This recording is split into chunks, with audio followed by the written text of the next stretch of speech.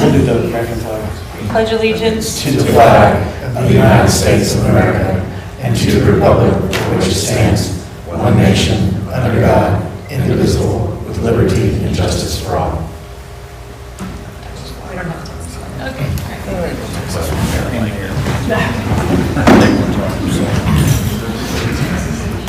Alright, nobody signed up to speak. So we move on to name superintendent loan finalist.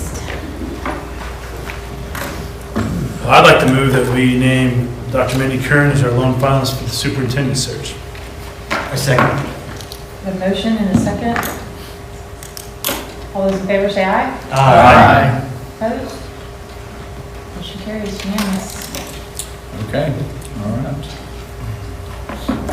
Discussion of FNAB local student clubs. Okay, so this was asked to be put on the agenda just to have some discussion about what the clubs, what those policies are, whatnot. And so I'd like to discuss that, kind of get some clarification, let you know kind of what we can and can't do as far as our policy and whatnot.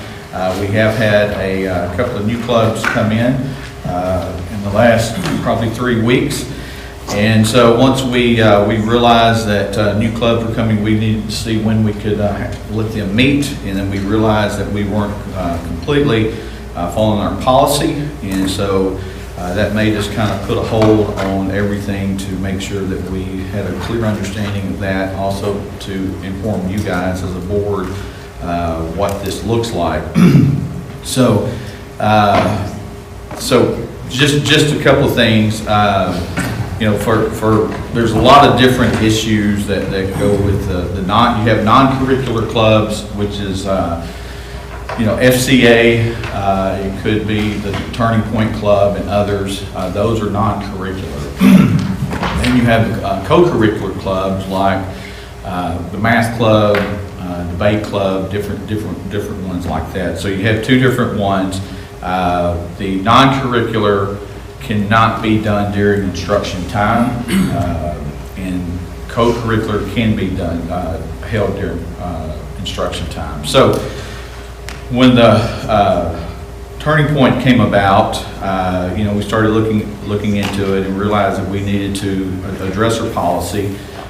Each secondary campus, and this is for the purposes of Equal Access Act, for the purposes each secondary school campus shall offer an opportunity for non-curricular related student groups to meet on school premises during non-instruction time. And so that was a question, is what is non-instruction time? And so those are some things that we want to talk about and clarify tonight. Our FNAB legal states non-instructional time means time set aside by the school before actual classroom instruction begins or actual classroom instruction ends, and this could include lunch as well. Our local policy states the principal shall designate non-instructional time for the meetings of non-sponsored, non-curricular related student groups and shall assign each approved group an appropriate location and time. And then our handbook also kind of backs that up as well. Handbook states student-organized, student-led, non-curriculum related groups are permitted to meet during the school hours designated during hours designated by the principal before and after school, and it could include lunch as well. Current policy states that non-curricular clubs cannot meet during designated instruction time during the day. Currently, our advisory time is designated as instruction time. And so what we want to do is be able to give all our clubs time to meet during the school day. And I think that's the goal of the high school and in the middle school. And so, but we have also got to make sure that we afford time during the school day to provide these kids that need accelerated instruction time to get that accelerated instruction. You can do accelerated instruction outside the first and last period, but if you do it before school or after school, then you cannot have any extracurricular activities going on at that point. And so let's say you had it after school from, let's say, 4:15 to 4:45, then no extracurricular activities could start until 4:45. And so that's kind of where we're at. I know there was we had some questions about full-time students. Since that this has happened, we have just gotten or received the new student accountability attendance handbook, and it now states, and I called TEA this week, and they got back with me late Tuesday. They now state that student aid classes, office aid, nurse aid, library aides can be counted as as part of being instruction time. So the worry at first was, okay, if we do X number of advisory periods, how many kids would that affect being a full-time student? Well, since that came out on Monday through the handbook, that has now changed. That policy or revision is 3.22. Is that in here? That is, no, I just received it What day? on Monday.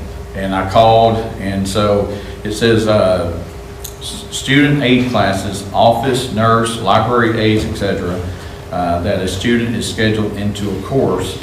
And so I called TEA and got clarification, and the lady said that she visited with her manager, and student aid classes now count toward being a full-time student. So that's that helped. So that does help. Sorry, I just want to, because it's Right. a lot of information at once with no bread. Okay.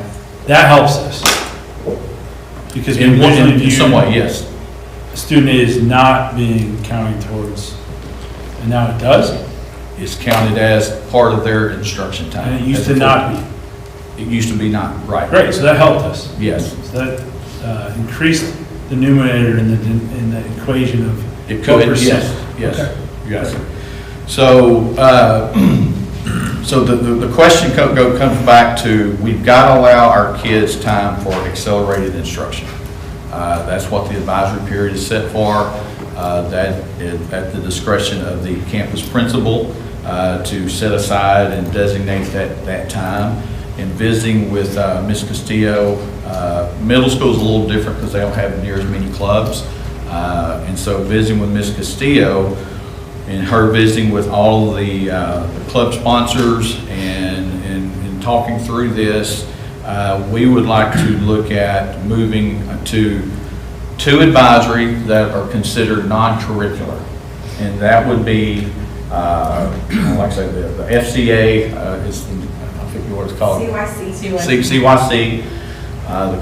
And Turning Point and the other clubs that we have that are non-curricular, they would be able to meet 2 days a week, and they could pick, which would not change any of their meeting times. And then the other 3 days would be considered, the advisory period would be considered instruction time. And so those kids that are needing the remediation or accelerated instruction, they would be required to go into those 3 periods. However, your co-curricular club could still meet during those 3 days. Visiting with Janda today and yesterday, this will not change any of their total meetings for the month. Am I right, Right. Ms. Castillo? So co-curricular can meet during advisory, Because it's curricular, right? because it's co-curricular. Or, yeah, co-curricular. So I think, can we just Back up? back up? Okay. Because this was my agenda item, so I'm going to just, this was to be completely transparent, a catalyst of the community's concern around Turning Point. I personally do not have an opinion on Turning Point, so I just Right. want to put that aside. Yeah. What I do have an opinion of is student organizations, because my son and many of our other students are members of multiple. Right. I want to make sure that, I think there's a misunderstanding in the community that maybe we can make clear for those that are watching. Sure. If it is a co-curricular, things like the barbecue team, or the National Honor Society, or student council, or any UIL event, Green the list team. goes on, they are not barred from meeting during any Right. educational time or instructional time. Right. So it's really the minority, when I say minority, it's about 30%. 5 clubs, maybe? 4 or 5 clubs? It's 6, not including Turning Point.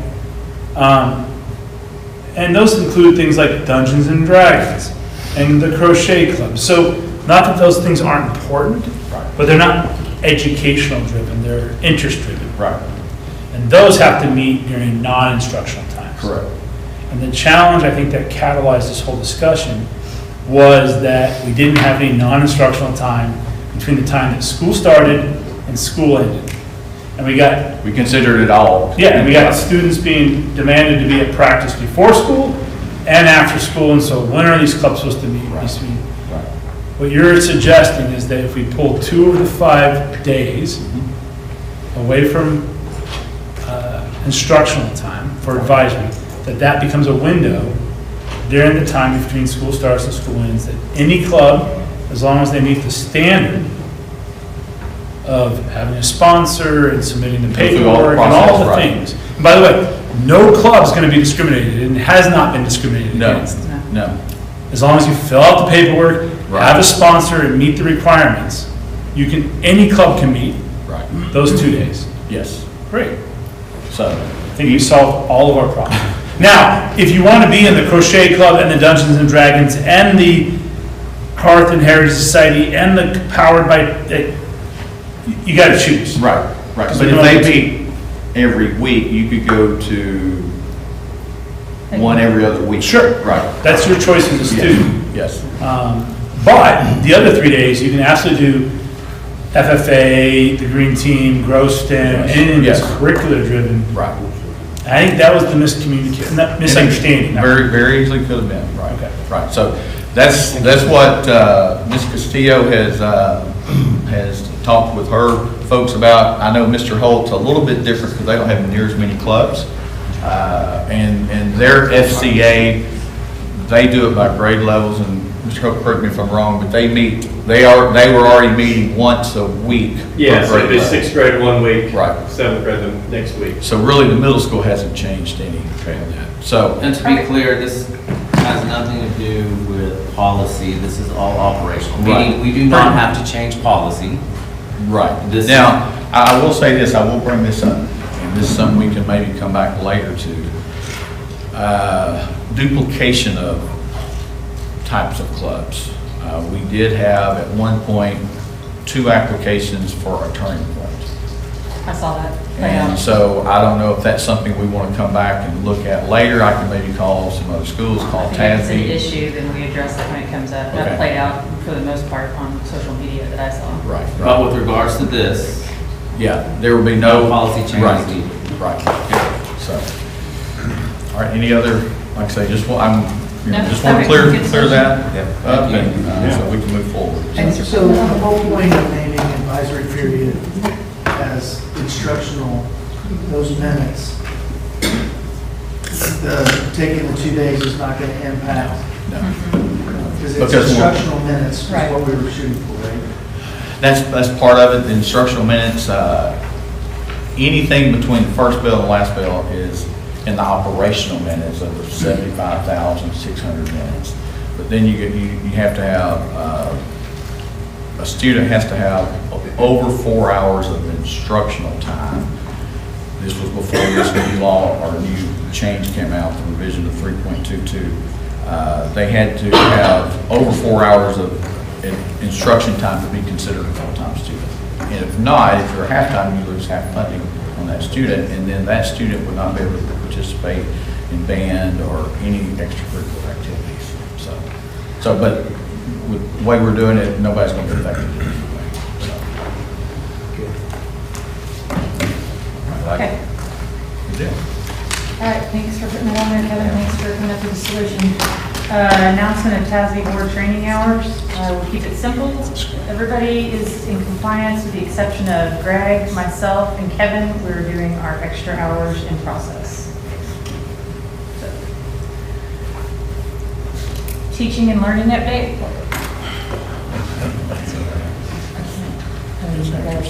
Policy for that. I'll do it. Or teaching and learning? Teaching and learning. Okay, updates. yes, so, I think it's been well documented about our STAR scores, and yes, there needs to be improvement. We're certainly working toward that. But we also want to provide some, the good things that's happening here at Lago Vista and provide celebrations that occurred last year. And so Ms. Possock is going to provide some of that information for us tonight. Back up.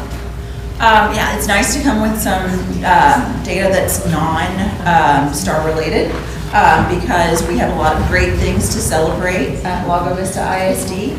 And so I just wanted to give you a few highlights from last year of some of the things that we would like to share that we're proud of. Celebrating Viking achievements.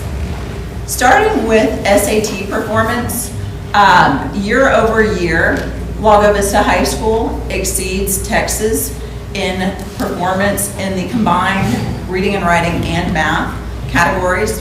You can see that the gap is larger in reading and writing, and we're a little bit closer to the state average with math, but that's on our radar.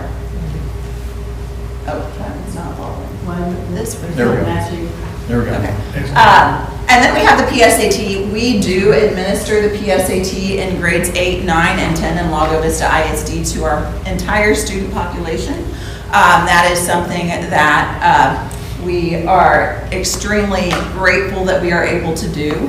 And so I think that helps our students in the overall performance because, you know, that junior year, it's just not a cold test assessment. They've had experience with the assessment. They've been able to access their scores on the PSAT and access resources through that, through the College Board in order to work on their scores. So you can see PSAT 9, I think we skipped one, PSAT 10 and 11, again, exceeding the state of Texas by 20 points, 10 points at least, in most margins. PSAT 9 as well, and PSAT 8.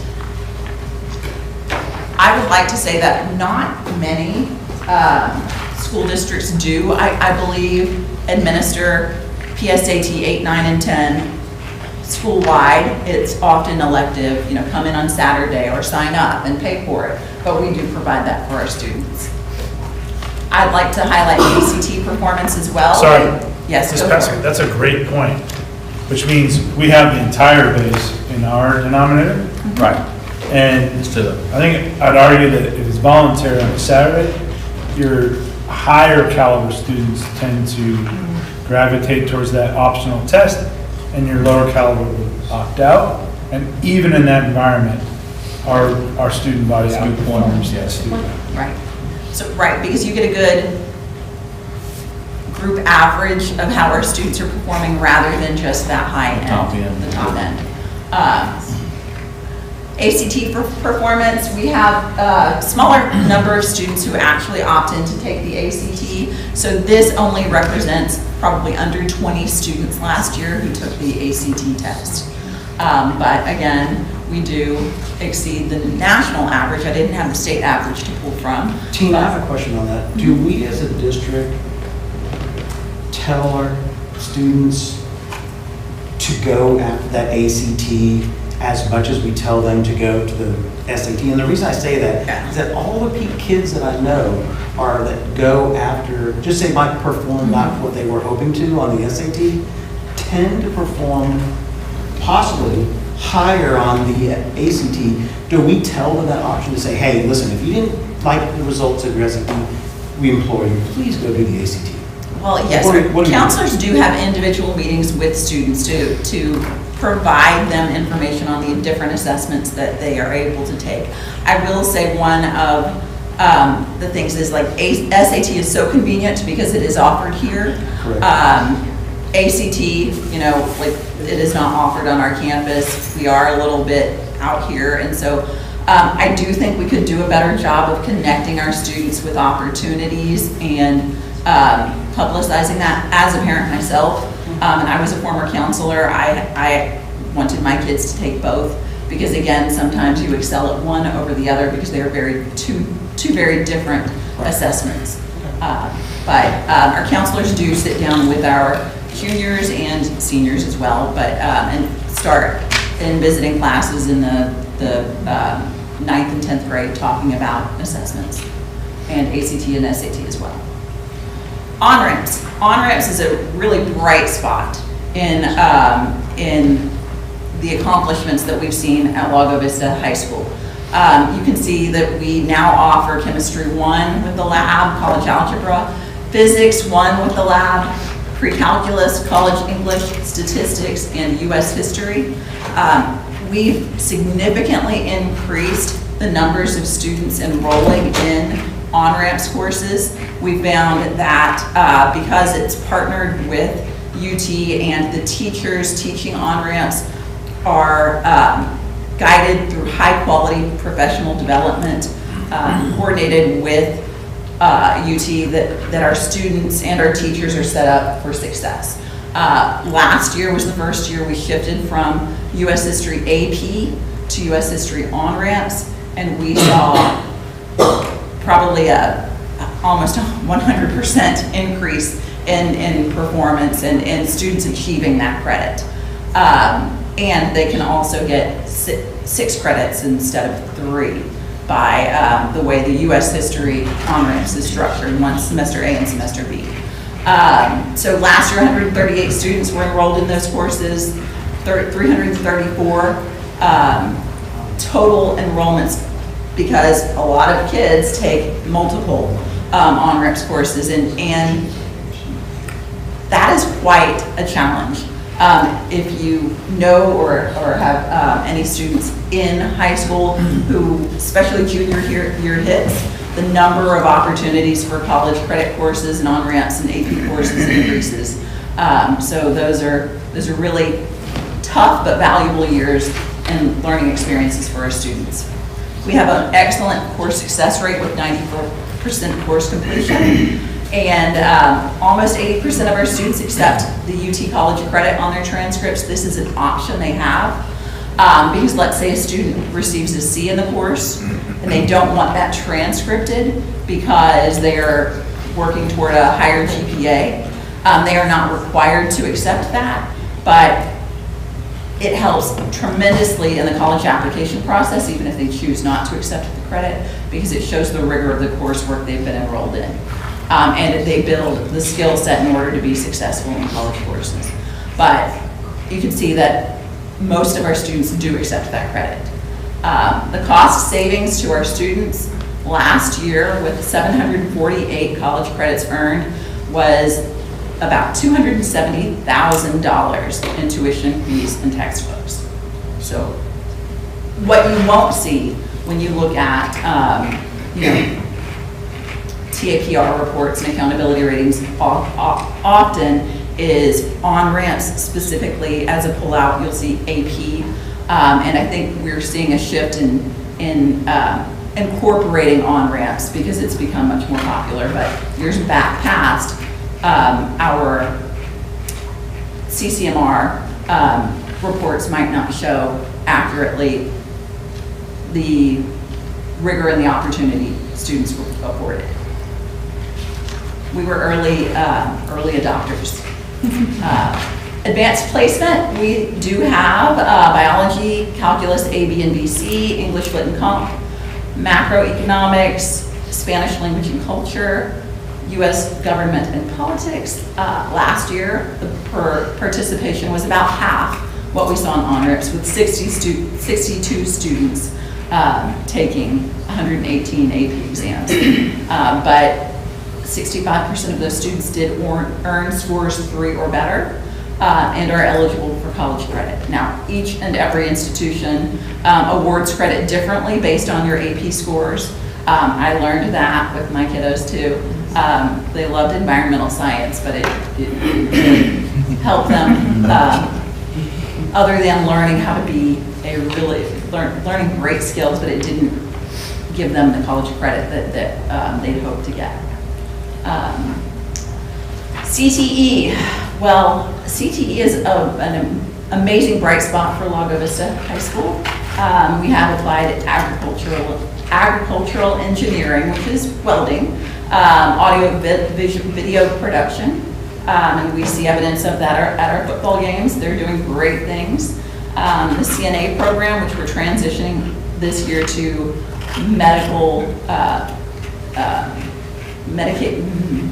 medical aid program, just because of the qualification of the instructor. Actually, it's beyond that. It is, we have to partner with a specific preceptor, basically, with a certain skill set that it's very hard to find in our community, someone who has been in a nursing home as an RN for multiple years of experience. But the certified medical aid program is a little bit more diverse and robust, and so it has a little bit of a different skill set that transfers into multiple medical pathways. Culinary arts, we've enjoyed the fruits of their labor. The EMT program, which this year has more students than we've had in the past. I don't know the exact number, but it continues to grow with the success of the program and the strong partnership with the ESD Emergency Services District in our area.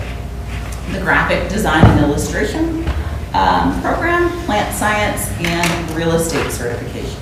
So along with our students being able to go off to college with college credits, we also have opportunities for students to get real world career experience and join the workforce should they choose to do so as well. So some of the specific CTE accomplishments last year are that we had 115 industry-based certifications earned. That would be like welding, that would be a student getting their real estate license, the EMT, all of those things. So that is a large number when you consider the number of students in each of our graduating classes. It's a good percentage. We had 3 EMT students that were offered employment immediately with Travis County ESD1 after graduation.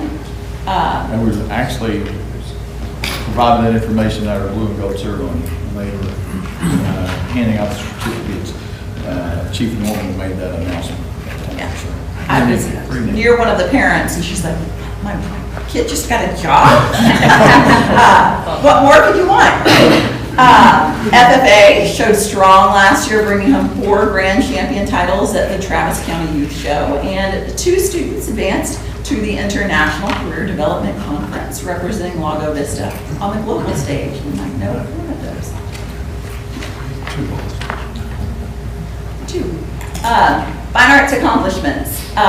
Middle school band earned a superior rating at sight reading last year. High school band achieved the coveted sweepstakes award. One act play advanced 3 rounds last year. I was super stoked about that. I have directed a one act play in my past.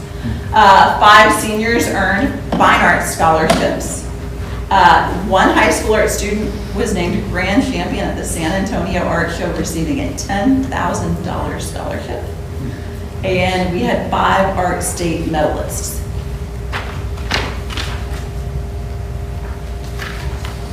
We go along with fine arts, thinking about like cheer and drill team accomplishments as well. The performing arts. Lago Vista Cheer placed 2nd in the UIL Spirit State Championship, but over the past decade, they have captured 8 state medals and 5 titles, earning recognition as one of the most decorated cheer programs in Texas. We are well known for our cheer program. In the nation. Yes. Valkyrie's drill team, for a newer drill team, we are just doing great things. We captured 1st place last year in the team kick and contemporary at the American Lone Star State Championship, and earned a sweepstakes honors and finished 2nd overall at the state championship. And so I know you all go to football games, but this is a great place to see our band, our cheer, our Valkyries, our audio-visual program at work. It's a great showcase for our student accomplishments. And I was able to connect with Laura Clark, our high school counselor, to give you a little story of where our kids go. Last year, our graduates self-report prior to our Gen Tex Day, where we celebrate where students are going and their next steps. Sometimes pathways do change between that day and their final launch into life after high school, but this is what was reported. We had Vikings entered the armed forces last year, the Air Force, the Army, and the Navy. I had to double check my symbols because I don't want to disrespect. It was really cool at graduation to see those kids step up and be recognized. I think that was a larger number than we've seen in the past. We had a lot of kiddos go off to, or a lot of graduates, young people, go off to specialized and vocational training to include cosmetology, culinary, healthcare, fire, the School of Glass, which is really cool to me. I'd like to explore that a little bit more at Salem Community College, and UTI for some trades. We had students, and I tabulated how many colleges this is because I'm not going to read you the list. There are 33 colleges and universities here listed, which welcomed our students after graduation. The highest numbers went to Austin Community College, which was 26, Texas State University, which was 19 students, and Texas A&M at College Station, which was 9. It's kind of fun. We'll have years where we have a big bunch going to UT, and a big bunch going to A&M the next year. Last year was a strong showing for Texas A&M. Go to Tech 1 year? Yes, we had a Right. Where's the University of Washington? What's that? Where's the University of Washington? That's next year. But the short story is that when we look at how our campuses are performing and the fruits of our labor starting in early education, pre-K through 12, we are doing amazing things to help connect our graduates to awesome post-secondary experiences where they are ready for work, they are ready for college, they are ready for the military, and we have some budding entrepreneurs out there that are even creating their businesses while in high school. So we've got great things going on, and I just wanted to share some good news. Thank you very much. Thank you. So listen, I certainly appreciate it. I know this takes time and you're busy. I personally asked this to be on the agenda for 2 reasons. One, I personally was critical of the team, I think, in our last board meeting around the accountability rating. And I don't want to brush aside the importance of that, but I also want to celebrate where the team's doing really, really well. So that's why I asked first, like, hey, listen, I am critical, and I think we have to bring ourselves up from a C to a B to an A. Let's not brush that aside. However, we're above average on SAT versus the state average. We're above average on the PSAT 9-10 versus the state. We're above average versus the PSAT 9. We're above average on the state or national ACT. 79% of folks got some sort of college credit at the premier state school, if not national school, UT, saving $270,000 of tuition for our students.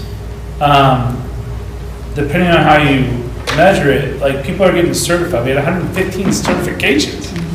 I'm just regurgitating about what you just said, but I want to make it pointed that, listen, my phone rang more than any other comment about our ratings. And I think it's important. But people should just take a breath and realize there's more to education than the ratings, which we have to improve. Yes. Without a doubt. But our kids are leaving this district equipped to go win in the world, and I think you guys deserve a round of applause for that. So thank you.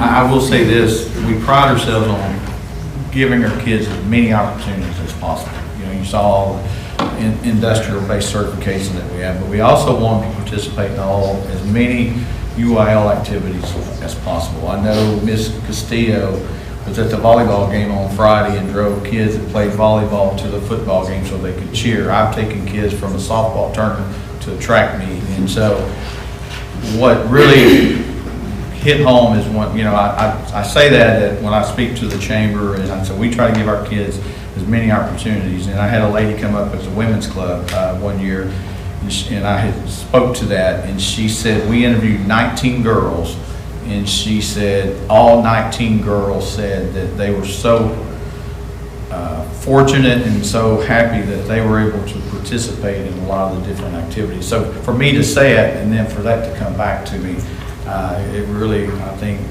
sends a message to, yeah, we do want our kids to be involved in everything.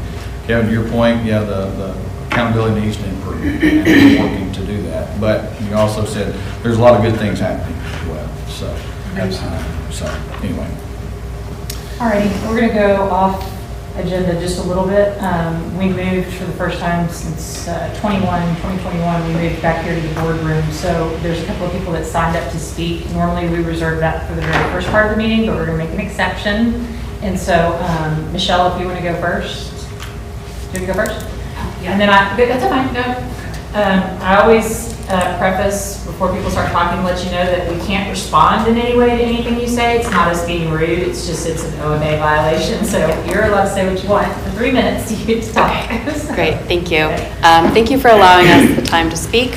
My name is Michelle Radice, and I have started a nonprofit specifically for Lago Vista. It's called Safe American Schools, and the goal is to help our school principals with the funding that they need to keep our schools safe. We're all aware that the school district is limited on funds, and it's difficult to disperse funds, so to give them what they need to keep our schools safe. What I want to know is what are limitations for nonprofits, or what hoops do I have to go through to make sure that the funds receive 100% of those funds are going to go to the school? So what do I need to do to make sure that happens? Yeah, Financial guru. yes, 413C, or 413. Okay. 501. So, Yeah. Okay. Is that, have you? Yes, I filed all the EIN number and all of that Yeah, stuff. we can get together on. Okay, perfect. Okay, great, fantastic. And that we're having our first fundraiser at the Lucky Rabbit November 16th, which is a Sunday after church. Plenty of TVs for football for dads. So 20% of the sales will go to specifically for the nonprofit, which will then go to the schools, and I've been in communication with some of the principals as to where those funds are needed. And we're going to continue to do as much as we can. We're trying to get, we've reached out to Yeti, HEB, several different organizations, specifically in Austin and Texas, to be able to do silent auctions. And so our whole purpose, my board and everyone, we're Lago Vista moms, who just want our kids to be and our teachers to be as safe as possible. Thank you. Thank you. Thank you. Marlene? Hi, good afternoon. First of all, I do want to say that I appreciate the changes you made since last year. My son is in cross-country, and ensuring that you did put the preventative measures for the situations not to occur again. And then hiring Mr. Clements and Ms. Alexandra has made a wide of a difference. I know that maybe in your slides you didn't show, but last year and this year, I mean, they're right now heading to districts. So I do appreciate that you listen to the parents with those great concerns. With that said, my name is Marlene Guerrero Plua. As I mentioned, my son is a junior at Lago Vista High School. I am here today to express concerns regarding the decision-making authority policies within the district, particularly about who holds the final approval for student clubs. As many of you know, the creation of the new student club was approved, and I believe that came from the board member. And that really raised serious questions about proper authority and oversight. In Texas, the authority to approve student clubs within public schools is explicitly delegated to the school principal in accordance with the Texas Education Code and district policies. While school boards hold board governance powers under Section 11.151 of the Education Code, these powers do not extend to making campus-level decisions, which are reserved for principals. So when a board member single-handedly approves a student club, to me, it seems like they are bypassing the principal's designated authority. But it also raises concerns about transparency, accountability, and adherence to proper governance processes.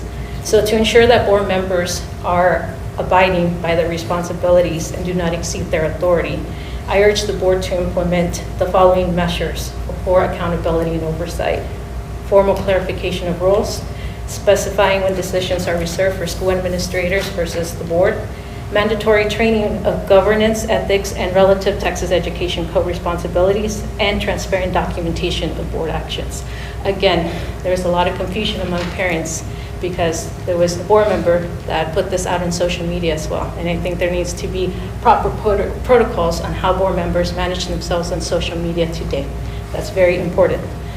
Additionally, I recommend a review process for decisions that may exceed a board member's authority, as well as an oversight mechanism to ensure compliance and appropriate consequences if responsibilities are violated.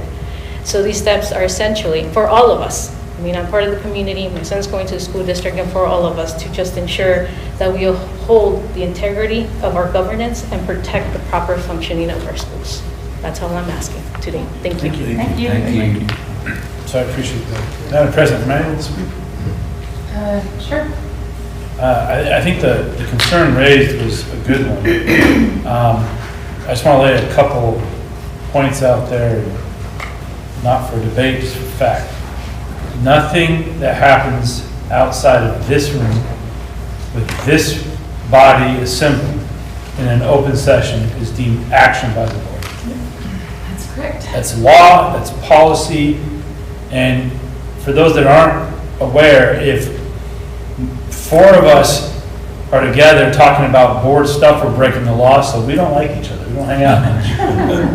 We're at a football game to see us kind of spreading because we don't want to get in trouble for talking about stuff that we shouldn't have been.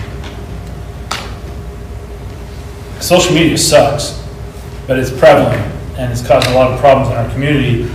And when any of us on the dais communicate on social media, whether I sign off as vice president of the board or you as a board member, it's as an individual, because only when the board corporate gets together and acts in this open session in which the community and the world via internet is invited to attend, does actual business happen. So I only say that because I think there's sometimes the conflation of Kevin running around, running his mouth in social media or the community being a board thing. It's not. I have no power outside of this room in open session. And even in this room, I have no power unless I can get 3 other people to be a majority to vote in open session for something we're trying to do. There's no action outside of that. So again, I'm not trying to refute what was just said. I do want to make sure that we separate the reality of the law, and sometimes people get spun up on Kevin said this, or Rich said that, or Greg said this, or Laura said that.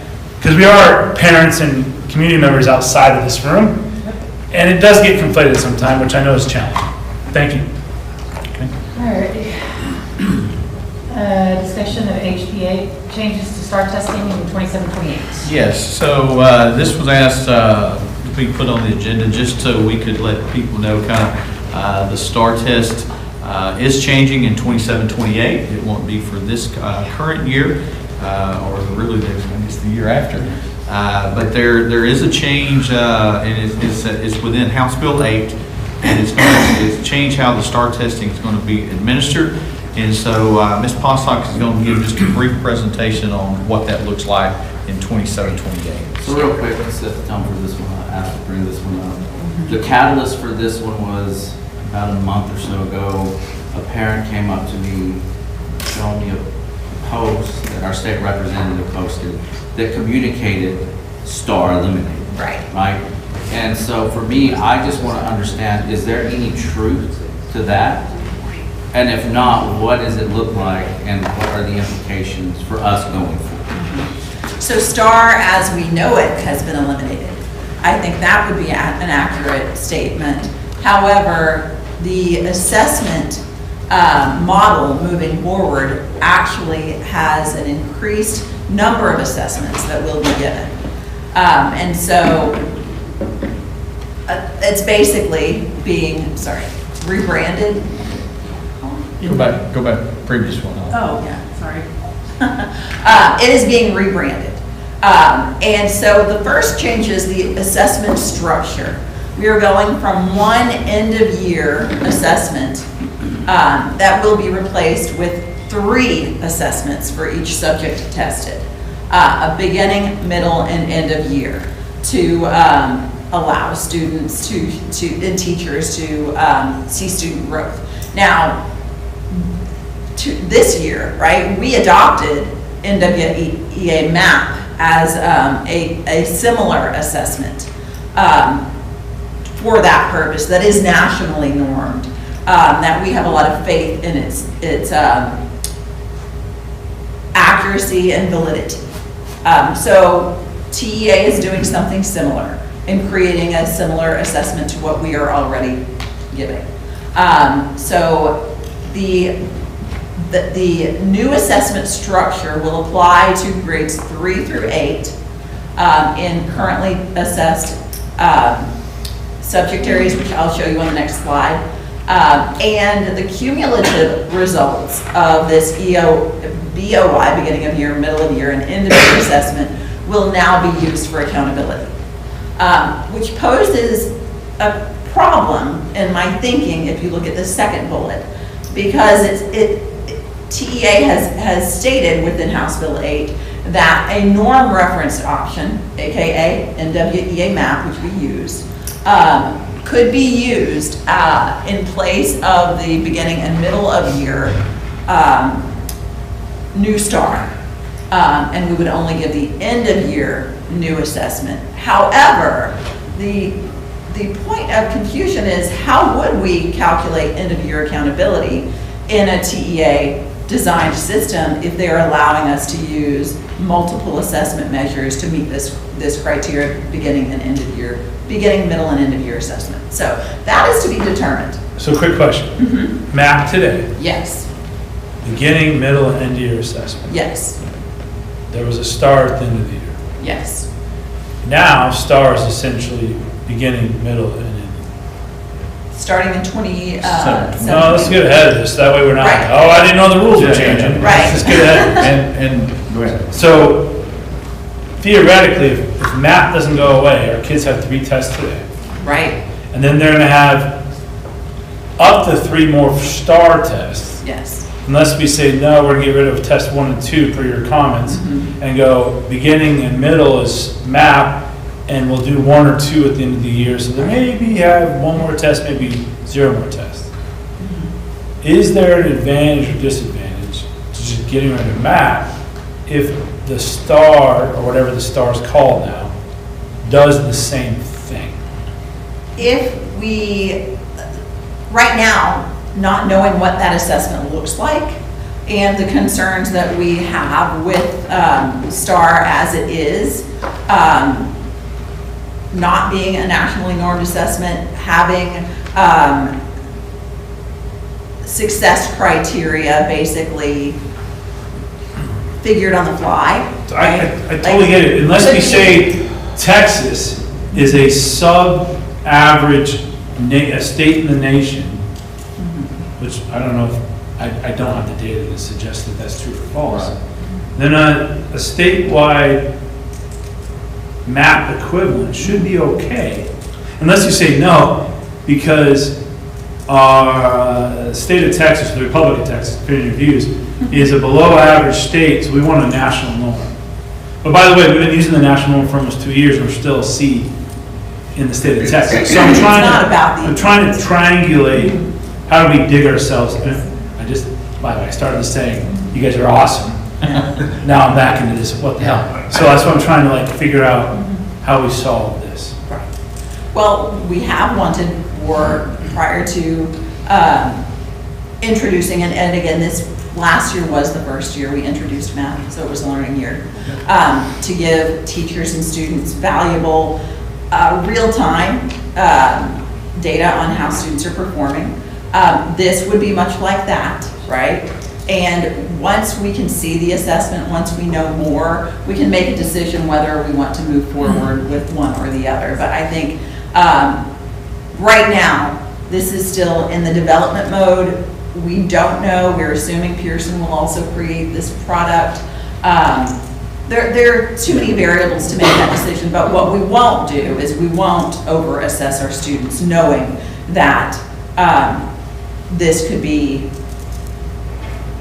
we would not do both, right? We would absolutely not take up class time and valuable student learning time to over-assess doing double dipping. But are we It could shift our decision as to whether we continue math or not. Would we consider, we have multiple third grade classes, so would we consider this year as a testing?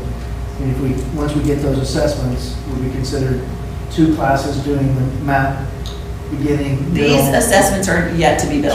So what I'm saying is that when we try to decide how we're going to do it, I mean, that's something we can consider, right? To see which gives us a better measure of our students.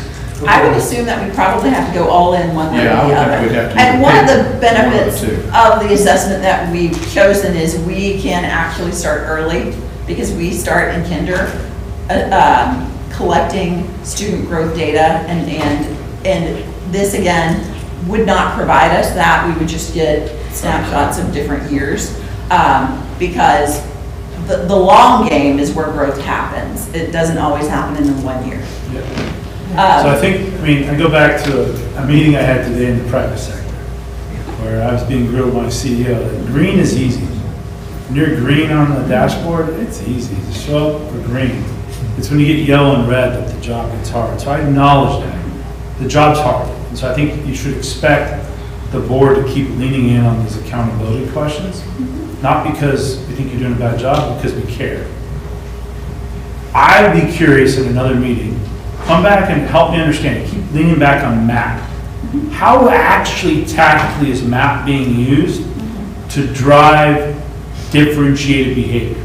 And the reason why I ask that question is I have a sample of one, where my child, it's not about my children, it's about students, I have to imagine it was pervasive, was shown a MAP piece of paper and says, here you are, and here's all your peers, way to the right.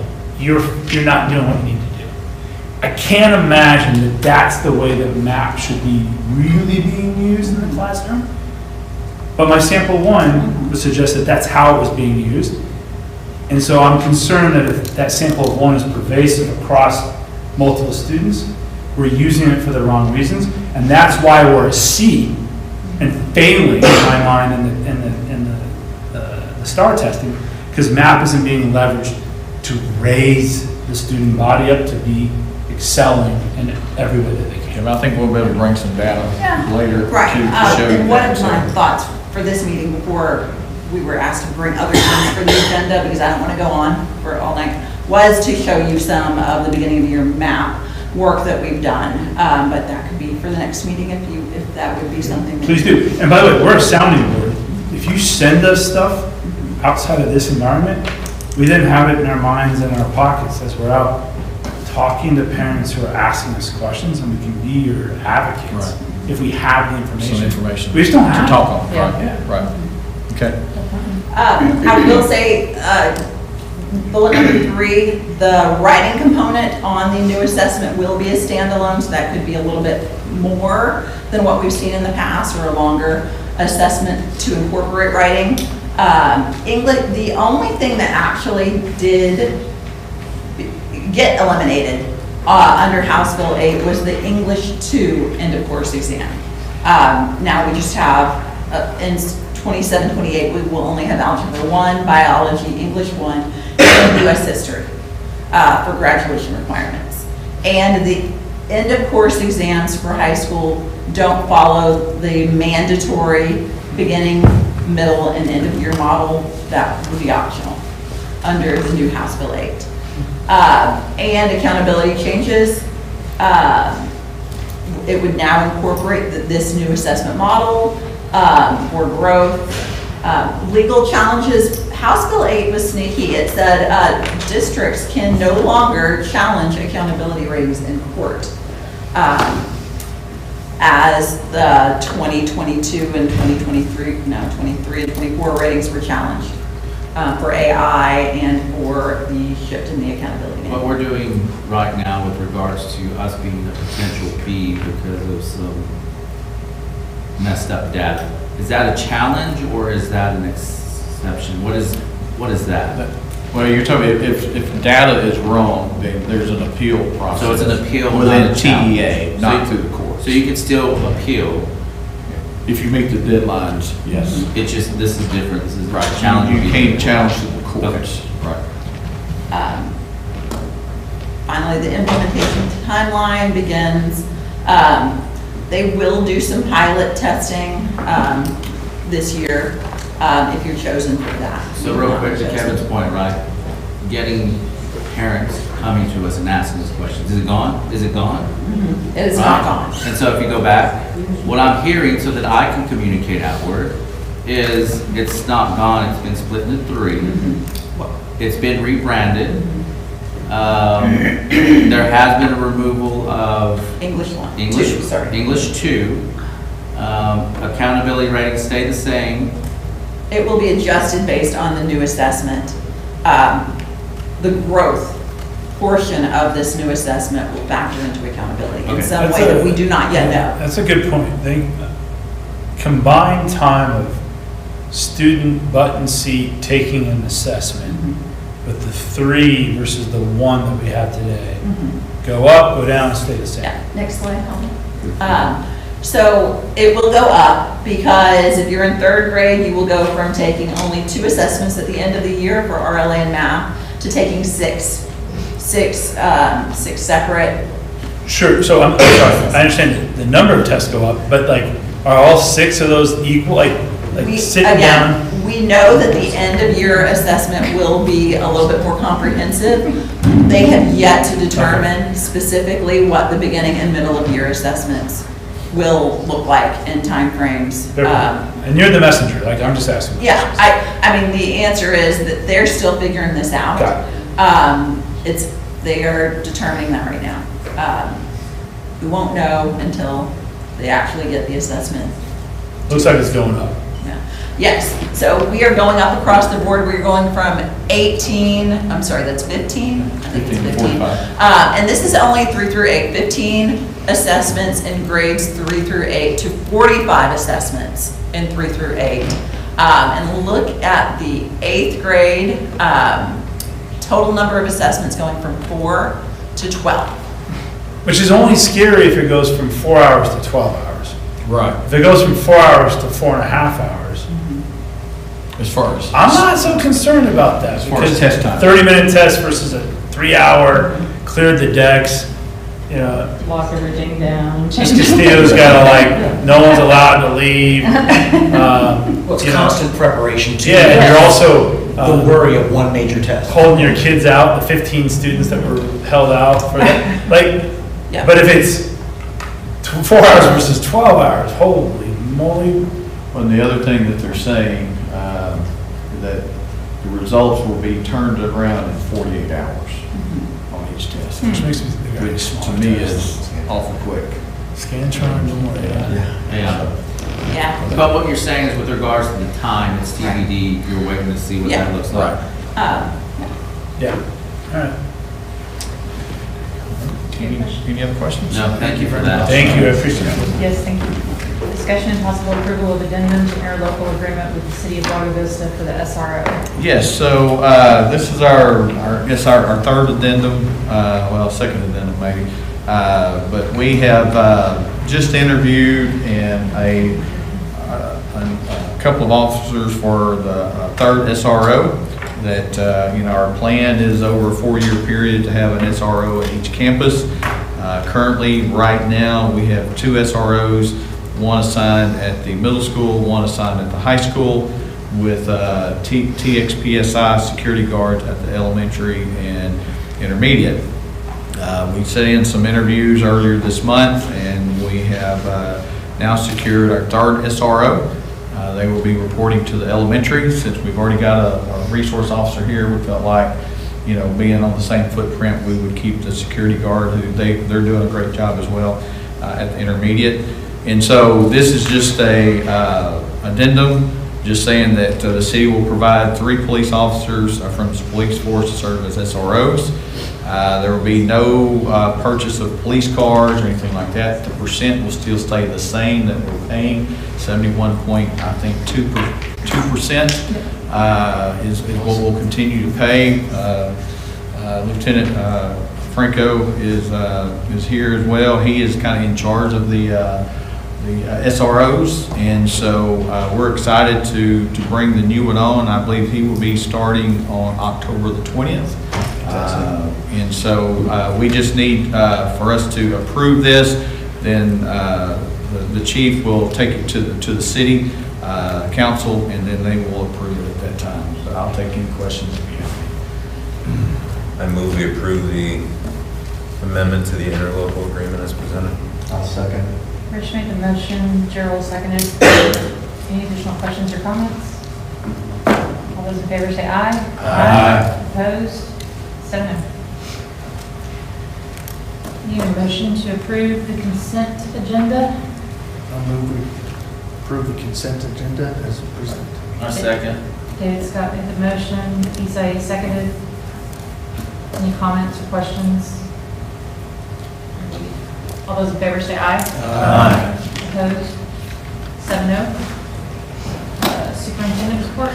Okay, got one thing I want to just kind of put on your radar, as we do have a motion item right after this, but want to kind of look at the future of what we're looking at with our transportation department. So, provided you with a list of buses that our current fleet, and that should be, you have that, Holly, we'll put it up on the screen. But I just wanted to kind of let you know where we're at with buses. Right now, we run 8 regular routes, with one being a smaller 56-passenger bus for the Hollows area. There's a lot of turns in the Hollows that a 71, 77 passenger cannot make because the tail swings out real wide, so we have to run a smaller bus for that area. And then we also run 2 sped routes. So we run 10 routes every day. On Fridays, when we have extracurricular activities, we could be running as many as 17 buses at one time on a Friday, on a given Friday. And so, as you can see, those are the buses that we have. I think there was a new law in about 2017 that said all school buses must have seat belts unless the board passes a resolution saying that they do not have the money to purchase buses with seat belts, then you could have that option, which we have not done since 2019. All of our buses have seat belts, and they also have ACs. Can I, real quick Yeah, go ahead. question on that? It's all the stuff that's happened the last couple of years. Is there a liability on the district or a burden on the district to enforce the use of those seatbelts? And if so, what is our policy to enable that? And if not, then we can move on. Right. Our drivers, Gold Star requires their drivers to instruct the kids to put seat belts on. That's their policy throughout their entire fleet through Dallas, Bastrop, and different places. They can, they don't have control to make sure every kid keeps their seat belt on during the whole trip. A lot of kids do put them on. There are a few that will not put them on. Sure. So, And do we have, and we can table this if needed, sorry. If we get in a rear end, nothing catastrophic, just Right. think minor case, not major. yeah. And somebody gets a minor injury that wasn't wearing a seatbelt, are we, I'm just trying to figure out, what's our responsibility to be the parent and say, buckle up, versus they're there and it's the parent's responsibility to tell their kid. Yeah. And we can come back on a different Right. topic, as we put more and more seatbelt enabled buses into inventory, that liability grows, right? If there's a policy. Anyways, that's what I'm trying to get at. Yeah, and it's, I drive a route every so often. I'm about to drive one a couple of weeks from now. And it is extremely difficult to make sure every kid stays in a seatbelt. And then the other issue you have some kids that are so young they can't get out of the seatbelt if they were to get into one. So the driver would then have to stop the bus. Yep. It'd take time to go unbuckle. I can get more information with that, Kevin, and bring back information about that. I will say that, when we bought all the 2011 buses, none of them had ACs. Back in about 17, 18, we retrofitted 2 of the buses to have air conditionings. They're not the best, but they do provide some cool air. And so basically what I want to bring to you and give you information, because in the next two years, we're going to have to make some pretty big decisions. There's a new law coming out, and well, this year we have to provide TEA what it would cost to retrofit a bus with seatbelts. And if you have a bus, a Thomas bus, because I call the rep, if you have a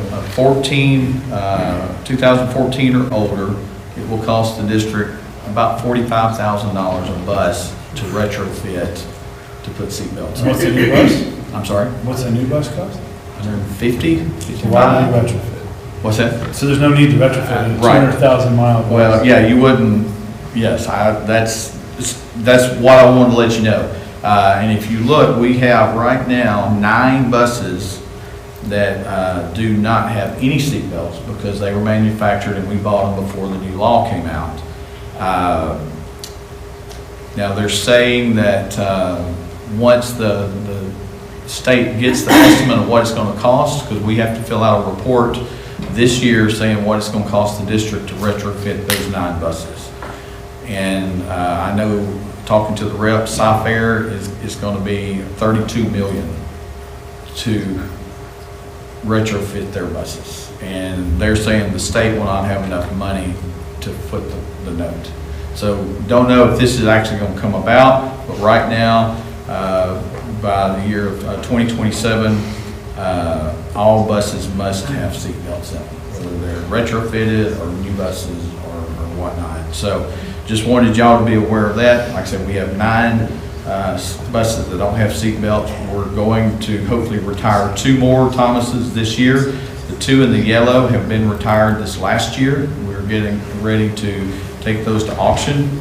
And then once we hopefully get 2 more buses here in the next 9 months or so, we'll retire 2 more Thomas buses, giving us with 7 buses that do not have seatbelts. And so we will have to replace 7 buses basically in the next 2 years after that. The other thing, in 2027, all the manufacturers that I talked to said that a new Cummins engine is coming out in 2027, and that will increase the price by $15,000 per bus.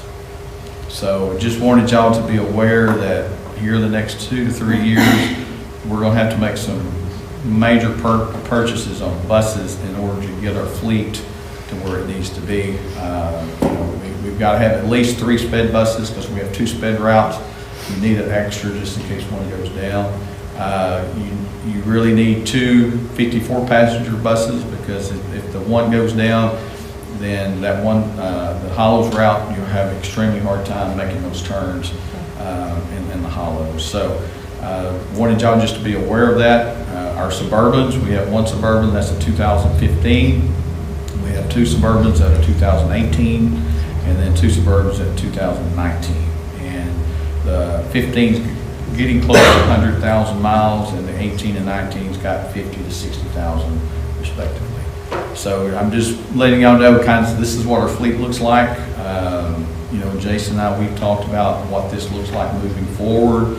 And so I just wanted y'all to be aware of this is what's coming down the pipe, here in the next couple of years that, I don't think it makes good sense to retrofit a, 15-year-old bus at $45,000. So, but anyway, any questions over the buses?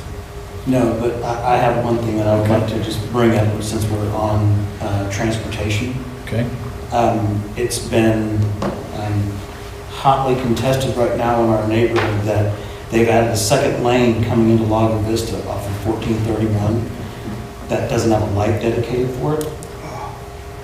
And what would be really nice is that I would like for you to talk to Gold Star and make sure that our bus drivers, for the safety of our kids, use a dedicated turn lane turning into Lago Yeah, I Vista. saw that up in that, yeah. So- Because what happens is that they're going to be, if they come over that hill too quick and they have to use that outside lane and they're wanting to turn, people coming at them at 50 miles an hour, it's a recipe for disaster. So if you could tell Gold Star to tell our, it would be much appreciated. Bus drivers. Right. Yeah. Okay. Yeah, it's like a little death trap. Okay. 2 points. One question, 1 point, sorry. Just to reiterate the point that we are not legally required to provide transportation to our students outside of SPED. So as we come into this budget crunch, and lots of folks like to complain about our transportation service, we could pull the buses tomorrow and be completely legally, maybe not morally, but legally. So it's great that we're providing this service to parents that aren't able to take kids to school. Is there any bond angle with funds that are remaining to go attack this school bus problem? Yes, I mean, some of the money, the next agenda item, we'll be asking. Okay, just two let's buses. move on, sorry. Right, but yes, there is some. Great. All right, discussion and possible approval of school buses. Okay, so, just jumping tracks here. So, we are looking to purchase 2 buses. I've provided you guys with 3 different quotes. And one is Bluebird, the other one is Thomas, the other one is International. I will say on the Thomas buses, and I put this in your notes, the price that you see there, the 152 is good while supplies last. When I talked to the Thomas rep on Monday, they had 1 left. So I doubt they have any buses left, because she said people were buying them, rather quickly. And she said their new buses are going to go up $6,000 per unit. So that's putting it at 158. I gave you all the information from Gold Star, from their mechanics. I will say Bluebirds that are made after 2024 are starting to fail. We actually, I think, bought some Bluebirds, and they're having issues. When I say fail, they're just having engine issues. They're always in the shop. A lot of your transportation centers are seeing that new Bluebirds are struggling to stay on the road. So I used to be a big Bluebird fan, but with these issues and with the ones that we have purchased, we're having issues with those. So it's my recommendation that we buy 2 Internationals, 2026 models. They're 77 passenger buses. You can see the warranty, and all these were procured through my board. And so I would like to recommend that we purchase 2 International buses at $316,628 plus an $800 buy board fee. I'll take any questions or discussions about any of the other buses or whatnot. Are these bond funds still?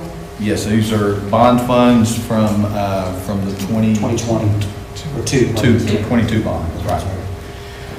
And there is money left with that. We've got close to $1 million left from interest and whatnot, and we have to get off of that money, I think, by 2027. And so we want to purchase these 2. We've got some other issues, like at the field house where the floor is uneven, it's not draining properly, doesn't have, the showers don't have any type of exhaust fans. We want to look at that, and so we're going to come back here in the next month or 2 with some other things, as well as possible future buses as well, to try to help with the 27 deadline on buses. To clarify, we have $1 million remaining with this bus purchase. If it were approved, it would be reduced. Yeah, by this amount. $670,000. Remind me for the record again what those funds can be used for specifically. Anything that fits within the proposition of the original bond. We did make an amendment to that, and I guess it was March of last year. March last year, that additional funds could be used for transportation purposes, which also somewhat fits in the proposition, because it is a similar athletic situation as well. But ultimately, whatever fits under the propositions of A, B, and C, stating extracurricular activities. Okay. So why do you just presented a pretty grim story and then followed it with a recommendation to just buy 2 buses. Why not more? Well, to be honest with you, we just kind of got this number in the last week, because we're waiting to see what the intermediate school finished at. just see how much money we have left and to try to get all of what are our needs moving forward, because the field house does, I mean, it's got some issues. Yeah. And so we wanted to bring you guys a list of things and then us prioritize what that looks like. You have a question before I make my statement or motion, go. I'm just curious where you're gonna put them all. Well, we're going to retire two, or we've already got two retired. Those will be off the lot. We'll retire two more once they come in. And so we're just kind of replacing what we've got. There's been some talk with the Little League about working together with the city to bring in this Little League fence into instead of being a 14U, make it more of a 10U, and that would bring the fence in the right field closer to the backstop, thus giving us, I don't know, another 40 by 100. Is that their decision or ours? What's that? Is that theirs or our decision? Yeah, we can make the whole that thing theirs a or bus our field if decision? we wanted to. It will be ours. So we can tell them. It was brought to us, they were wanting to do that. And we got to looking at it, checked with Mr. Holt, make sure that would give us still enough play area for lunch and whatnot. And so it was kind of a win-win because it helps them out and we were going to work together. They were going to provide some labor and then we were going to help out as well. That way it would give us more room to park buses. I will say at some point we do need a transportation center. Yeah. That's it. kind of where I To was leading. maintenance of Back, buses. we do have, A lot, right. And as we continue to grow, we will continue to need more space, so. So throw this back at me if this is not appropriate, but I move that we give the superintendent the authority to purchase up to 4 school buses not to exceed $640,000 or $160,000 a bus. Those are 100%. No.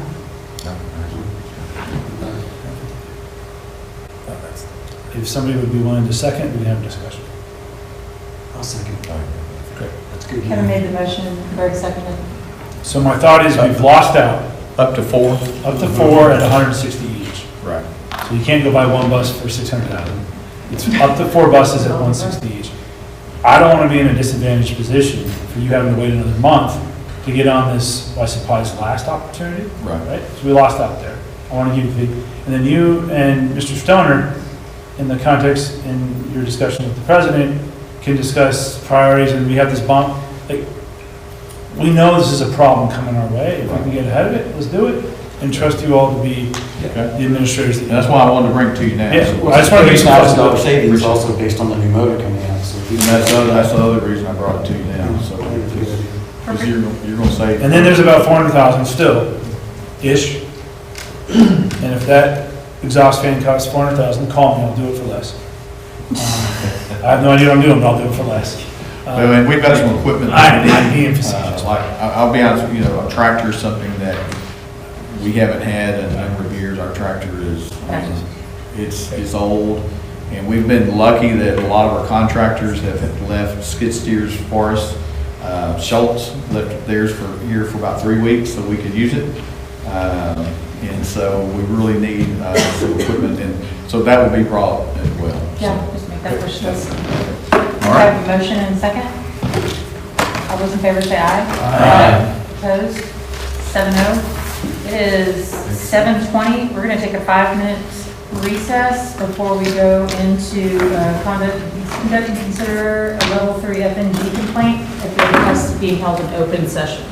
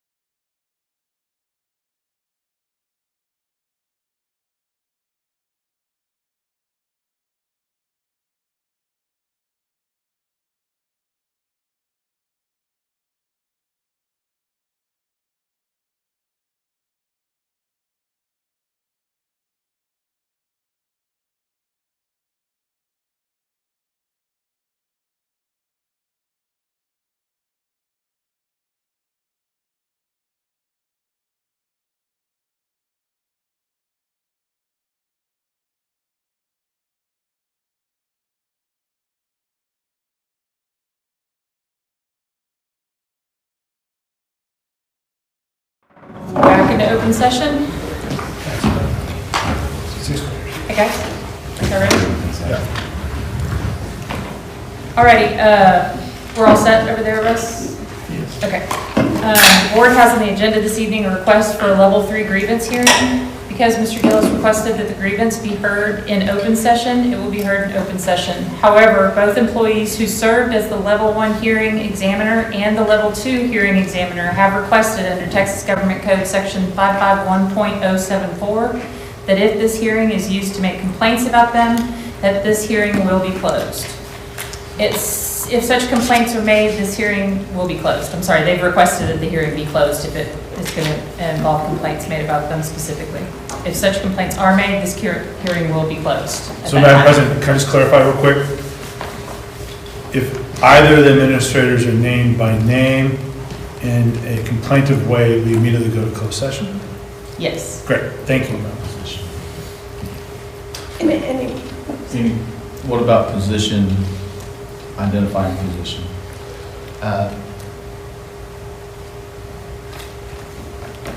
Yeah, I think that would be necessary, if that'd be okay, just to talk about the hearing examiner. This is a complaint against them. If it's a complaint against Well, them. yes, yeah. But if they're saying, I talked to Mr. Webb, that's not a complaint. It's, I talked to Mr. Webb and he is a horrible person because he does this, we immediately will just adjourn and go to closed session? That's correct. Okay, great. Or the position. Okay. Title, right? All right, so I just want to, I'm not trying to like cause a problem or a problem that doesn't exist. It's just that if the administrator's name by name, that's okay. If it's a fact, I talked to so-and-so. But if it's, I talked to so-and-so and I have a complaint, we will immediately adjourn to closed session. Okay, great, thank you. My name is Chris Maska. I'm an attorney who for 30 years served as an administrative law judge with the Texas Education Agency before I retired this last December. Laura Vincent, President of the Board of Trustees, has asked me to serve as the hearing officer in this grievance. I'll be conducting this hearing, but I will not be making findings or participating in a vote on this matter. The board will hear the grievance presentations this evening and will place this matter on a subsequent board agenda for deliberation and decision. This level 3 grievance is brought by JG, who is a student. She is represented by her parents, Mark and Ginny Gillis. The issues to be decided today are those that the grievant has raised in her level 3 grievance. A copy of the grievance record has been provided to the board and the Gillises prior to this meeting. This hearing will proceed as follows. First, Mark and Ginny Gillis will have 10 minutes to present their daughter's grievance to the board. The Gillises may reserve time for rebuttal. Mr. Gillis, do you desire to reserve some time for rebuttal? Sir, I have procedural issues. You're very surprising here before I start.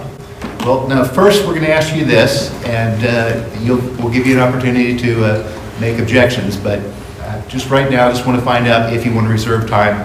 I don't know yet. I have 3 objections right now.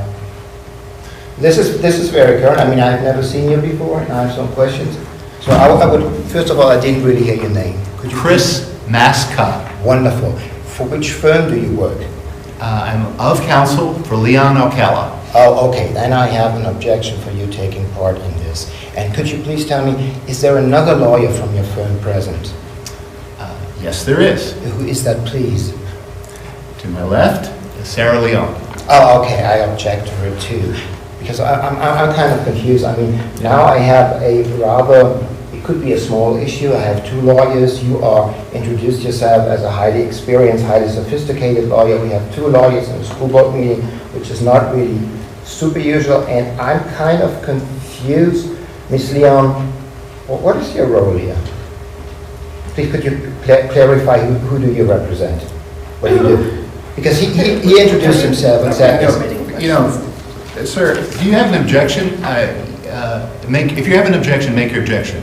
Sir, my question was very simple. No, I'm not asking you if you have a question or not. This is not the time for questions. If you want to make an objection, make an objection. You have a lawyer here who she didn't introduce herself, and I'm asking her, who do you represent, please? I introduced myself to your wife. Excuse me? In the bathroom. No, I don't want to hear what you did in the bathroom. Sir, either you make an objection or you stop talking. and I will continue with my presentation. But if you have an objection, make the objection now. Yes, I do make the objection. So, another question. Are you a third? No. Yes. Make an objection. Are you a third-party renewal today? Sir, I'm going to continue with my presentation. No, I already grievance. I'm sorry. I'm sorry. Just let me speak to the objection. Sir, no, you don't understand. To the ABA Rule 2.4, you're an experienced judge. You're breaking the law. Sir, you can make an objection. If you want to make an objection, make an objection. But you do not just have, this is not your time for depositions. This is your time to make your presentation. And if you have objection, make the objection. Yes, I object under ABA Rule 2.4. There is a clarification needed. Please clarify. Well, first of all, the ABA, the American Bar Association rules do not apply here. But if there's something, tell me what, and I do not know every part of the ABA rules. So what is this particular part? I'm sorry, sir, but you introduced yourself as a judge with a lot of experience and you don't know the ABA's rule to lawyer conduct? Maybe you're the wrong person here and you shut me off like that. Okay, your objection is overruled.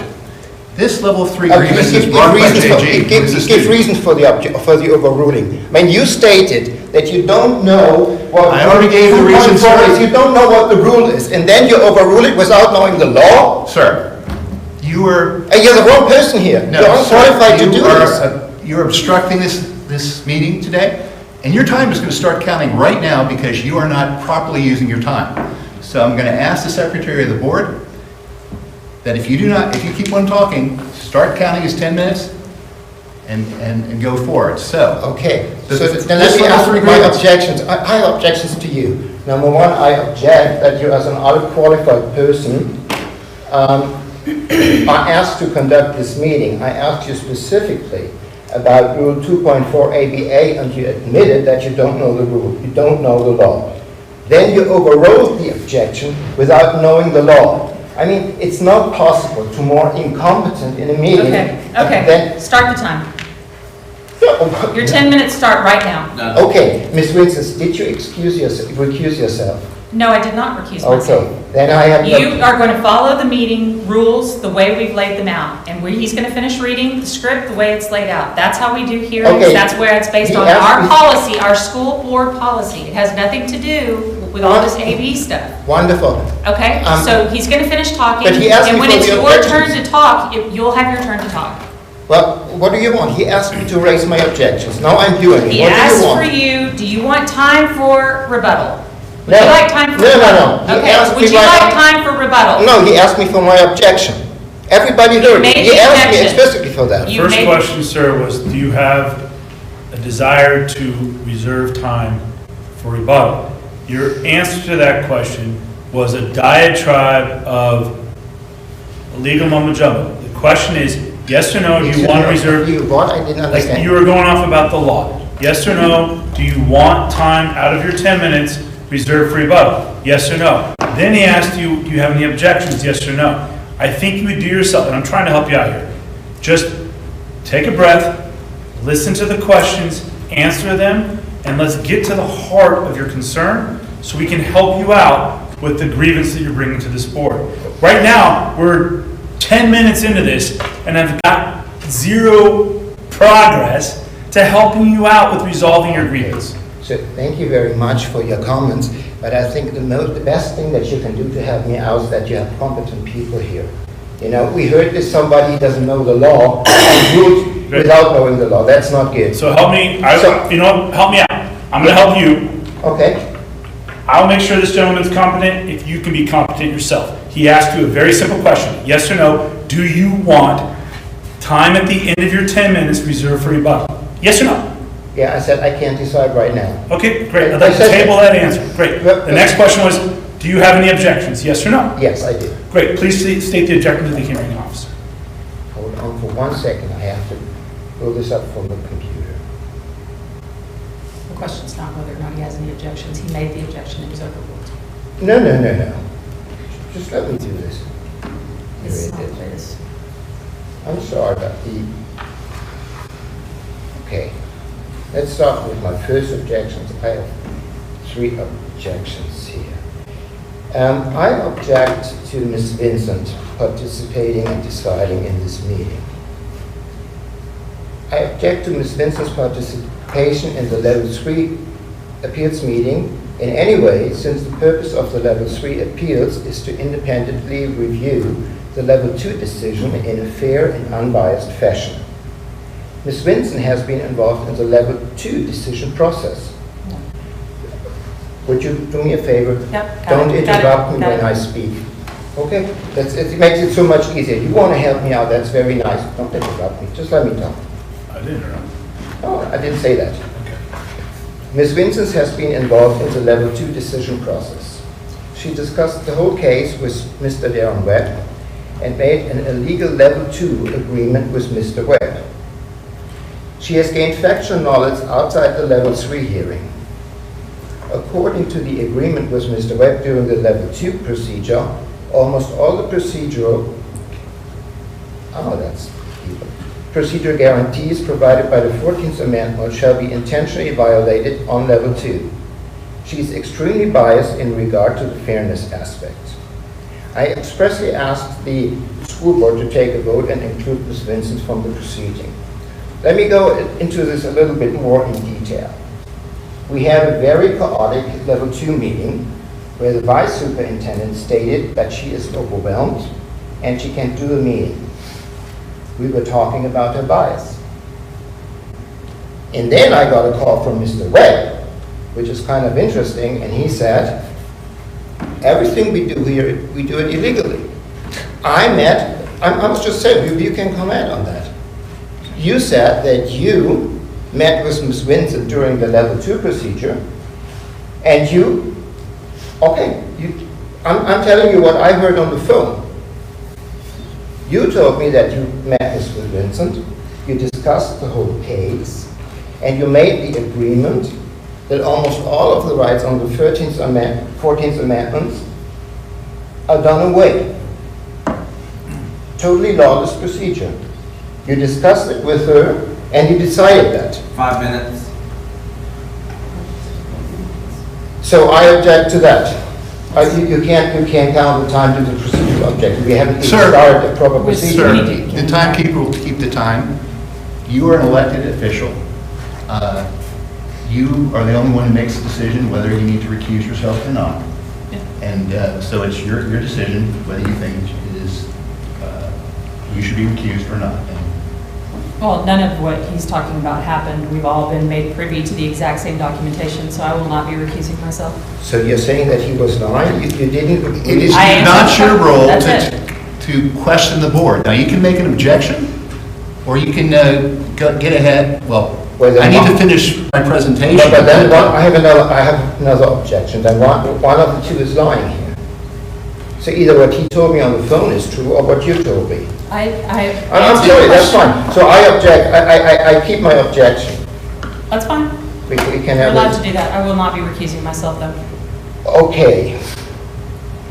Then I have an objection to Ms. Leon's participation on the Level 3 appeal in any way, especially advising the school board on facts or on the law. The same objection applies to you, since the purpose of the Level 3 appeals is to independently review the decision of Ms.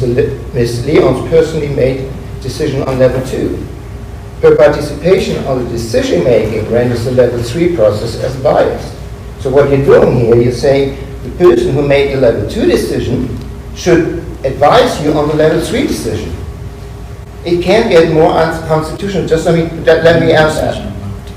She is not neutral to review her own decision, and she has factual knowledge that was gained outside the Level 3 hearing.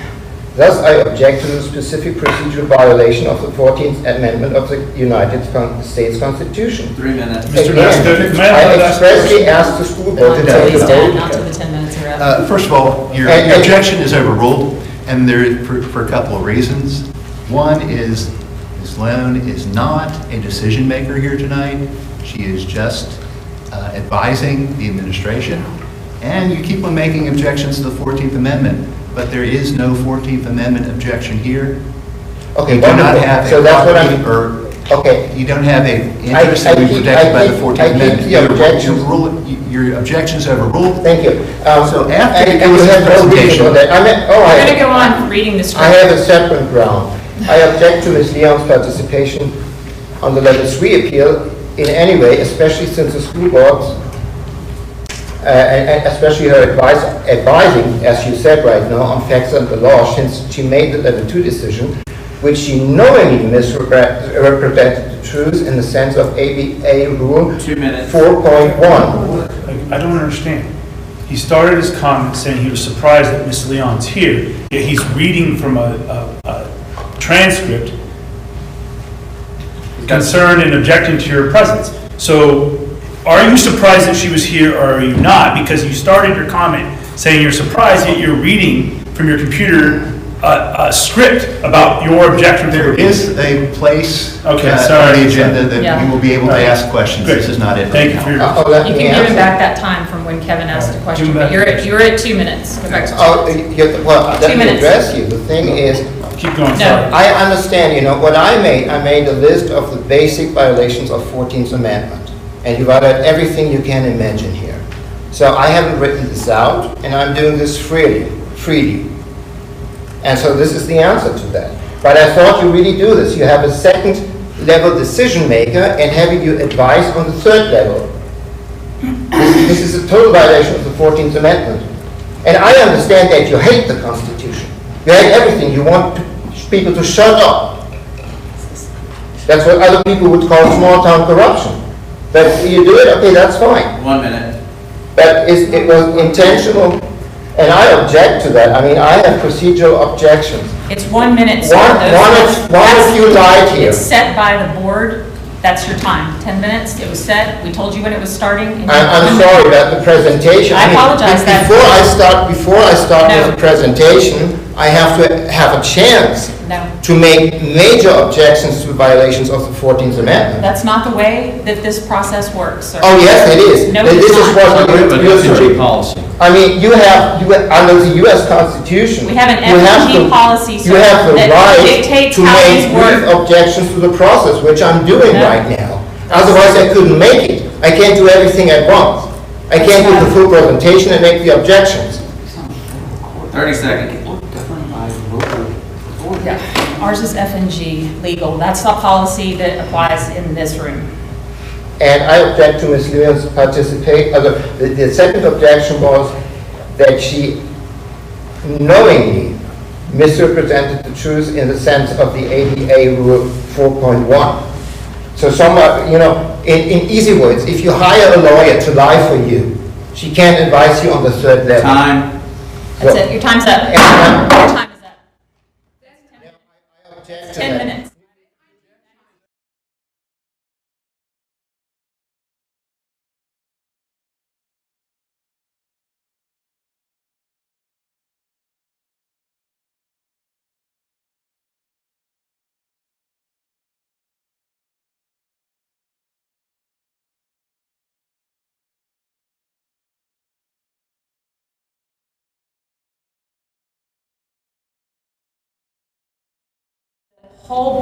The beginning of this. It's not right. I have that's not right.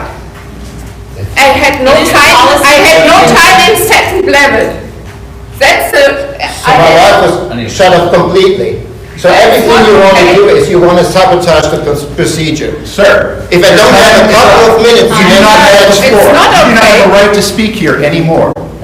That is the policy. I object to that. Take a vote on that. That's impossible. You have to give me a couple of minutes for every objection that I make, and it's only 3 that I have here. And we need. And the third objection is that you have a falsified record.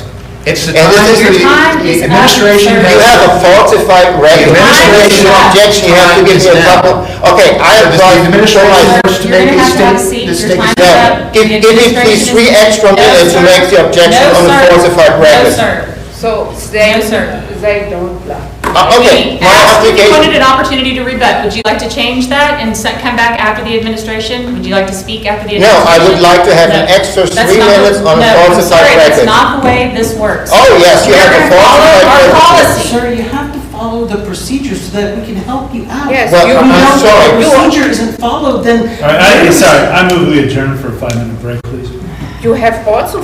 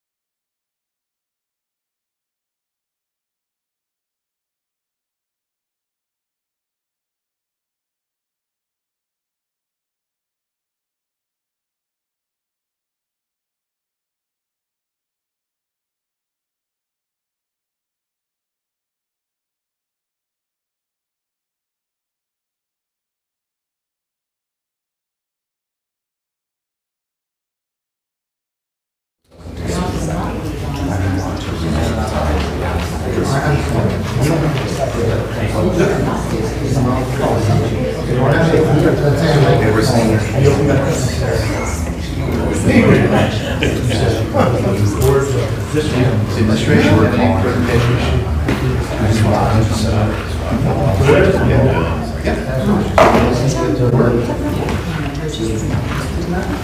That's what I'm saying.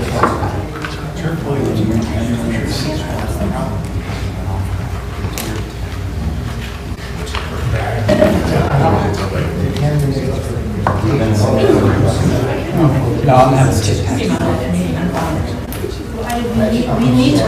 We need to reserve time for that.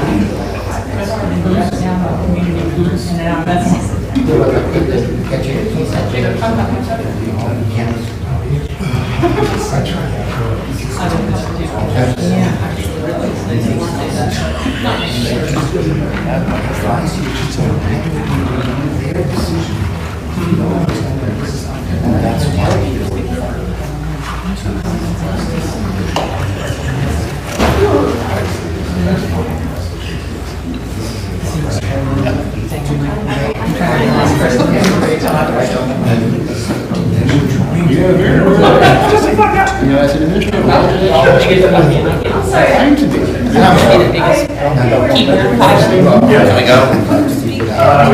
This is race. No, just because. No, I don't want an apology from you. I don't want bathroom stories. Don't tell me why you have to lie to people. I don't want to hear it. Just leave me alone. I objected to you. Leave me alone. I don't want a justification. No, as a lawyer, you shouldn't lie. Leave me alone. Hey, Rich, Leave me alone. Yes, sir. You had all the time to speak in the meeting. And then you refused to answer. And now you come to me for an apology for your lying. All right. I was going to make an objection to the comments, but I'm... Okay.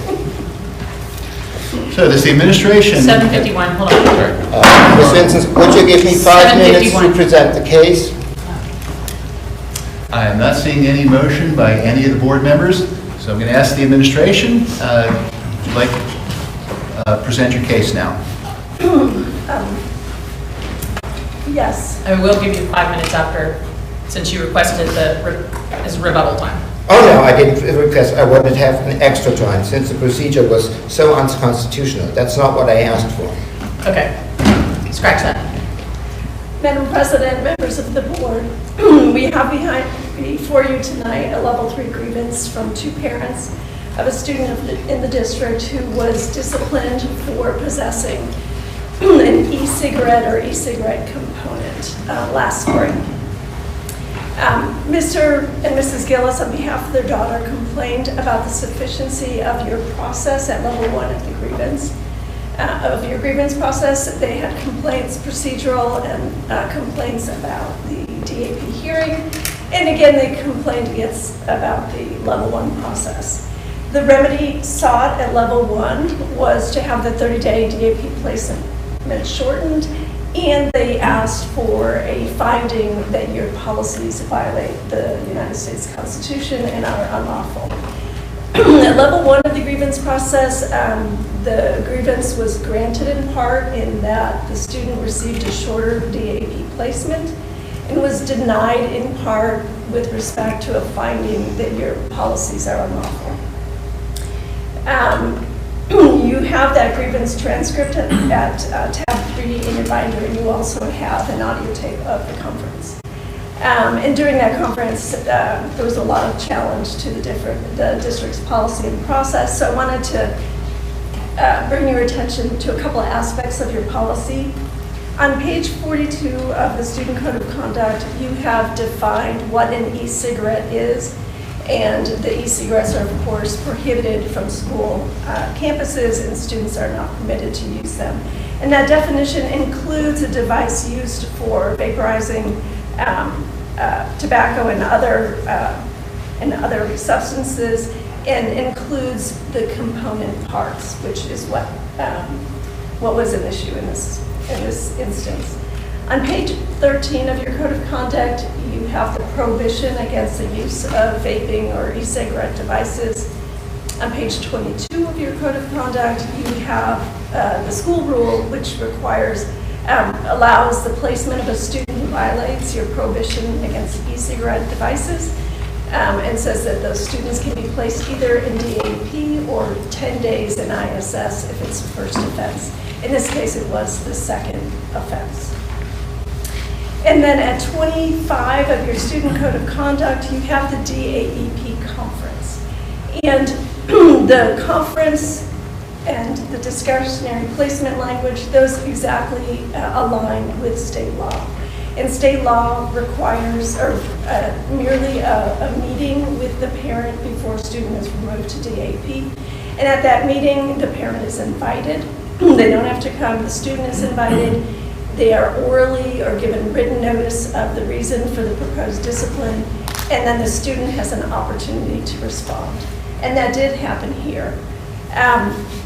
The DAP conference, however, is not in your local record because at level 3 of the hearing process, Mr. Gillis simply is requesting that you remand the case to level 2.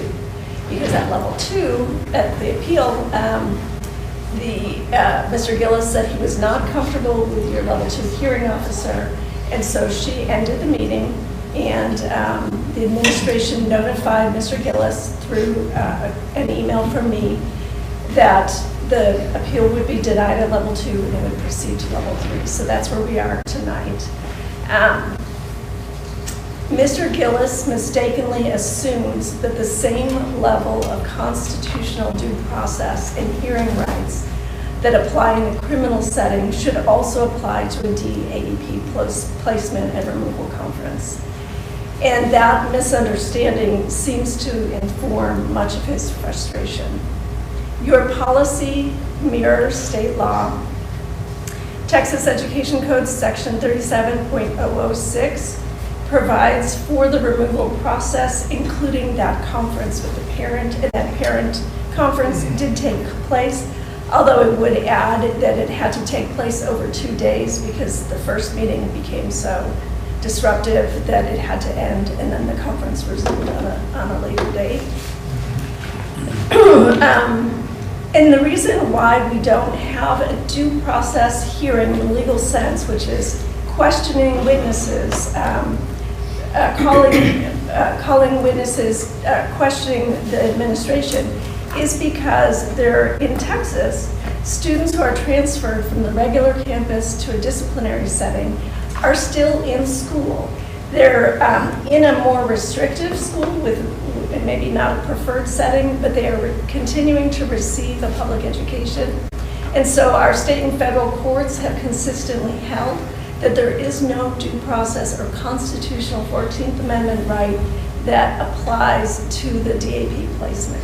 And so really this is an educational setting. We have a meeting with the parent, and then we go ahead and act based on that conference.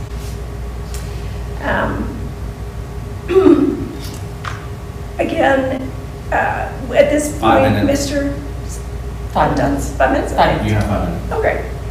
The conference at level 2 did not take place, as I said, because the hearing officer ended the conference when Mr. Gillis objected to her hearing that. And at level 3, Mr. Gillis's remedy is seeking that you require the level 2 hearing officer to conduct that hearing. The administration respectfully requests that the requested relief be denied. As is evident throughout the record, Mr. Gillis's conduct in his meetings with the school administrators has been aggressive, including insulting the administrators, banging the table, and slamming doors. Your administrators should not be subject to additional meetings of this nature unless there's a good reason to do so. But Mr. Gillis's complaint, his underlying complaint, is about your process. And that process that was followed here follows the policy that was established by the board. So to send this back to level 2 would be fruitless, because ultimately the process that he's complaining of is the process that you have established for the district. So Mr. Gillis can receive his hearing here tonight, and if you all decide that your process needs to change, you can address that at level 3. But we are respectfully requesting that you not send it back to level 2 as a result of this grievance, and I'll resume for the rest of my time.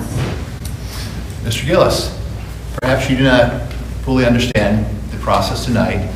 For that reason, I'm going to give you 5 minutes to make your presentation. So put 5 more minutes on the clock and let Mr. Gillis make his presentation. 10 minutes for the rebuttal? No, you have 5 minutes, You sir. said you didn't want the rebuttal. No, I said I haven't decided. I want Sir. You just said I don't want the rebuttal. No, I said I haven't decided on it yet. Okay. That's what I said, so I want my 10 minutes, please. You have 5 minutes. No, you have 5 minutes. That's unfair. I said I haven't You decided. didn't have on anything, it. sir. We're giving you 5 minutes. I'm sorry. The thing is what I said. I haven't decided on the 10 minutes because I didn't hear what she said. Maybe I needed less or more.